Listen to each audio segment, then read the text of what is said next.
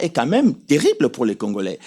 Et je découvre aussi que le monsieur Ado Ayelo, c'est lui qui dit à Joseph Kabila de déchoir Laurent Kunda de son grade de général et de le poursuivre pour les crimes commis au Congo. Donc, aujourd'hui, l'armée congolaise n'a pas que les officiers qui ont été formés dans les grandes écoles militaires.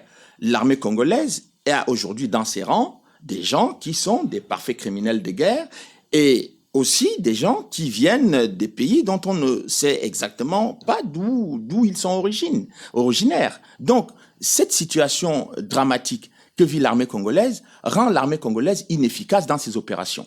Parce que les gens qui ne sont pas, qui n'ont pas le Congo, qui ne portent pas le Congo au cœur, ne vont pas aller défendre les femmes congolaises qui sont violées, ne vont pas défendre les populations congolaises qui sont massacrées. Mais donc, il faut aujourd'hui qu'on fasse le ménage pas seulement dans l'armée congolaise, mais dans tous les services de sécurité du Congo. Parce que c'est de ça dont il est question. Je sais que c'est un débat presque tabou au Congo, mais moi, je n'ai pas de conflit d'intérêt au Congo, donc je peux me permettre de le dire si ça peut aider les Congolais à ouvrir un débat sur cette question, qui est un débat quand même central parce qu'il s'agit d'une question de souveraineté nationale. Monsieur Onana, les guerres de Kagame et Banyamulenge en RDC, Roubewa, Motebusi, Nkunda, Batoire et M23,